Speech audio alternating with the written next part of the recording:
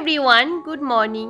আমি ওমা। আমার ছোট্ট একটা পরিবারের পক্ষ থেকে তোমাদের সকলকে জানাই অনেক অনেক ওয়েলকাম আর ভালোবাসা।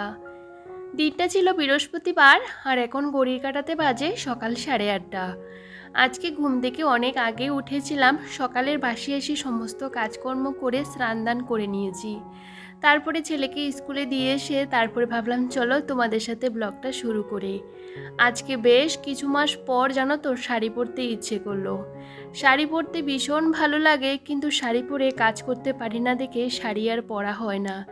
যেহেতু ঘরে বাইরে দৌড়াদৌড়ি করতে হয়, আর সে কারণে কি বলতো শাড়ি পরে হাঁটতেও অসুবিধা হয়, কখন পরে টরে যাবো, সে কারণে শাড়ি আর পরা হয় না। তো যাই হোক, এদিকে দেখো স্নান দান করা হয়ে গেছে। আর আজকে না অনেক কাজকর্ম সেরে নিয়েছি ক্যামেরা অফ করে। প্রত্যেকটা দিন না ওই যে ঘর মোছা, ঘর গোছানো, এই সমস্ত কাজকর্মগুলো তোমাদের দেখাতে একদমই ভালো লাগে না। আমি যেহেতু বাড়ির বাইরে যাই না, সবসময় ঘরের ভিতরে থাকি, তো সবসময় কিন্তু ঘরের কাজকর্মগুলোই তোমাদের সাথে শেয়ার করি। একজন গৃহিণী হিসাবে সবসময় চেষ্টা করি সংসারের ভালো কিছু যদি করতে পারি, সংসারের মঙ্গলের জন্য সবটা করার চেষ্টা করি। আমরা যতই বাইরে ঘরে কাজ করি না কেন, পুজোটা যদি সকাল সকাল হয়ে যায়, মন থেকে আলাদা একটা শান্তি পাওয়া যায়। বিশ্বাস করো, সমস্ত কাজের সাথে যদি পুজোটাও যদি সকাল সকাল করে নিতে পারি না, মনটা অনেকটাই ভরে যায়।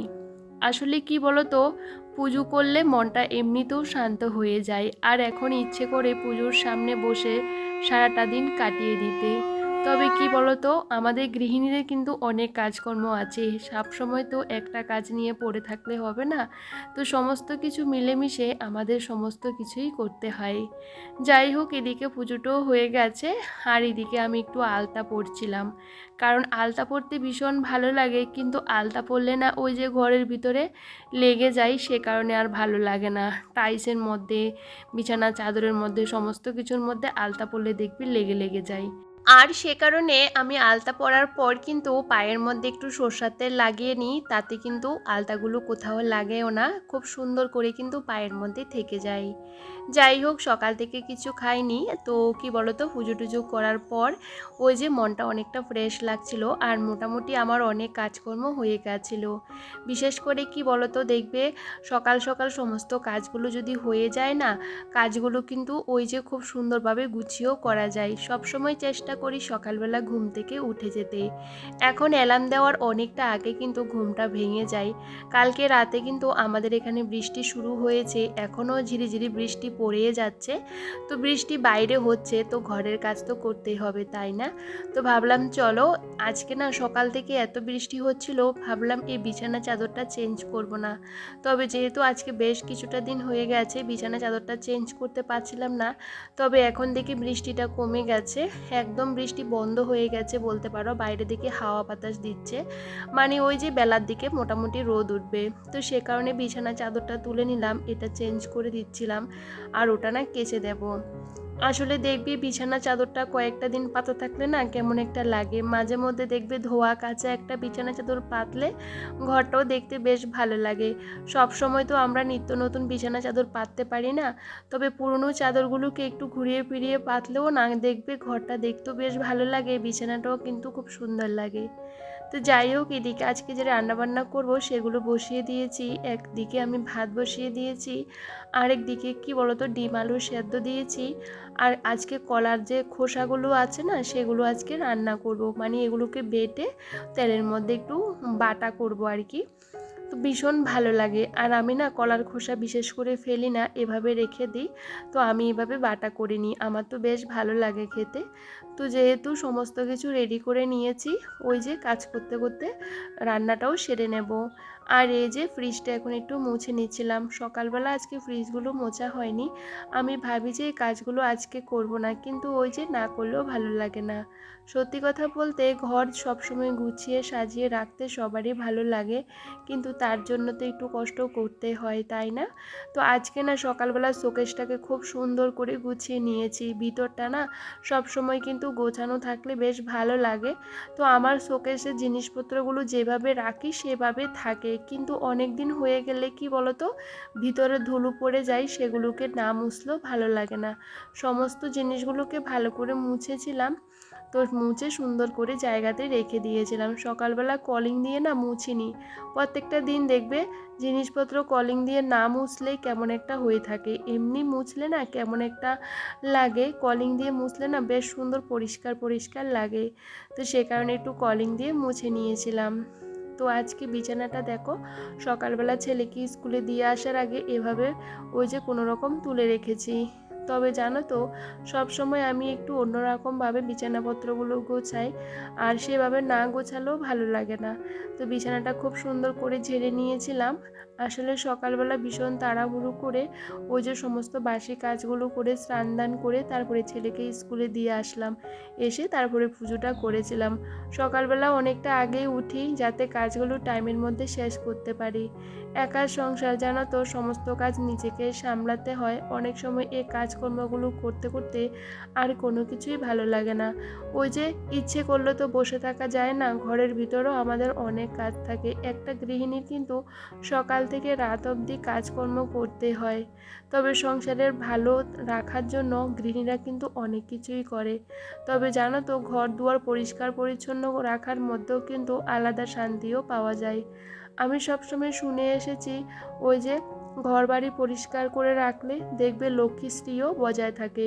আর যেখানে আমরা বাস করি, যেখানে আমরা থাকি, সেই জায়গাটা যদি অপরিষ্কার হয়ে থাকে তখন আর ভালো লাগে না।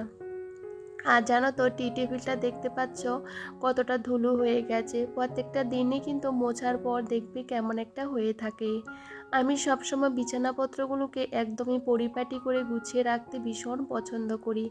অনেকে দেখবে ওই যে বিছানা পর্যন্ত তোলে না, কোনো রকম মশারিটা তুলে কোনো রকম বিছানাটাকে অগোছালো করে রেখে দেয়। আমি অনেকজনকে এরকম করতে দেখেছি, কিন্তু আমার পক্ষে না এভাবে রাখা একদমই সম্ভব হয় না। একটু যদি বিছানা চাদরটা এদিক সেদিক হয়ে গেলেও আমার ভালো লাগে না।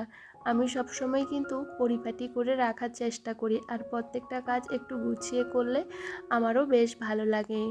বাইরে দেখতে পাচ্ছ বৃষ্টি কমে গেছে, সকালবেলা কিন্তু ঝিরিঝিরি বৃষ্টি হয়েছে, বেশ ভালোই হয়েছিল।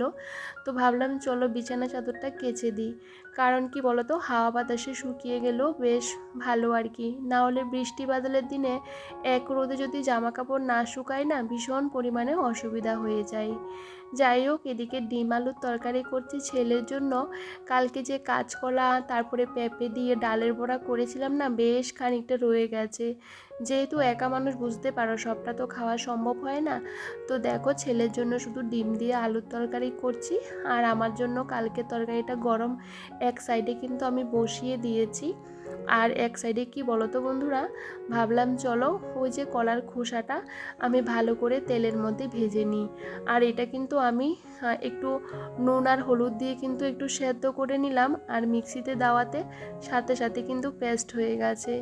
আমার কিন্তু এটা বেশ ভালো লাগে, এটার মধ্যে প্রচুর পরিমাণে আয়রন থাকে, আর এটা খেতে পারলে কিন্তু শরীরের জন্য অনেকটাই ভালো। একটা সময় না কলার খোসাও খেতাম না, কলাও খেতাম না, এখন সমস্ত কিছু খেতে ভীষণ ভালো লাগে। যাই হোক, এদিকে আমার রান্নাবান্না হয়ে গেছে, কালকে তরকারিটাও গরম করে নিয়েছি। আর এদিকে রান্নাবান্না হয়ে গেলে তো হবে না, বাসন কোসন সমস্ত কিছু মাজবো। তো সমস্ত বাসনগুলো বাইরে জড়ো করে রেখে দিয়েছি, কারণ এখন বাসনগুলো আর মাজবো না, কারণ বাসনগুলো মাজতে গেলে অনেকটা দেরি হয়ে যাবে, কারণ ছেলেকে যাব স্কুল থেকে আনতে। তার আগে ভাবলাম চলো রান্নাঘরটাকে ভালো করে পরিষ্কার করে নিই, তারপরে ওখান থেকে এসে তারপরে কি বলতো বাসনগুলো মাজবো। অনেক সময় কাজগুলো একটু ঘুরিয়ে ফিরিয়ে করার চেষ্টা করি, কিন্তু কাজগুলো করতে করতে আবার ওই যে একই রকম হয়ে যায়। প্রত্যেকটা দিন রান্না খাওয়া বাসন মাজা ঘর গোছানো এগুলো আমাদের মানে করতেই হবে, এগুলো থেকে আমরা কখনোই রেহাই পাবো না। তবে কিচ্ছু করার নেই, এই কাজগুলো করতে করতে আমরা কিন্তু ভালোবেসে ফেলি, আর এই কাজগুলো না করলেও ভালো লাগে না। তো যাই হোক, এদিকে দেখো সমস্ত কাজকর্ম করে আমি ছেলেকেও কিন্তু নিয়ে এসে স্নান করিয়ে দিয়েছি। আর আজকে শাড়িটা আমি চেঞ্জ করে ধুয়ে দিয়েছি, কারণ শাড়ি পরে না আর পাচ্ছিলাম না। সকাল থেকে এই যে শাড়ি পরে কাজ করছিলাম, তবে বাসন মাজতে গিয়ে আমার ভীষণ অসুবিধা হচ্ছিল, তো সবটা কিন্তু চেঞ্জ করে নিলাম। এখন বাজে ওই যে 11টা, ছেলে স্নান হয়ে গেছে, এখন ওকে লেবু কেটে দিয়েছি। স্কুল থেকে বাড়ি আসার পর এই কাজগুলো আমাকে প্রত্যেকটা দিনই করতে হয়। তবে চলো আজকে ব্লগটা বেশি বড় করলাম না, এখানেই শেষ করছি। সবাই ভীষণ ভালো থেকো, সুস্থ থেকো সবার পরিবারকে নিয়ে।